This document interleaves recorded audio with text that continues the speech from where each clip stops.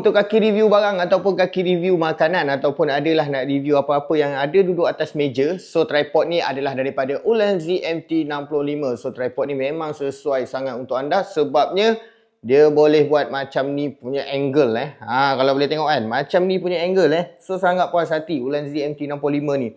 Sebab itulah saya pun dapatkan tripod ni daripada Ulanzi ni, okey. So dia boleh tampung, untuk kamera mirrorless pun dia boleh tampung, tak ada masalah. Tapi kalau macam kamera anda berat, jangan risau sebab belakang ni dia akan bagi sekali dengan penyangkut. So bolehlah kita nak sangkut botol air ataupun beg ke apa yang berat untuk kita nak stabilkan berat kamera dan juga pemberat belakang, okey. So tak adalah kamera akan macam tu.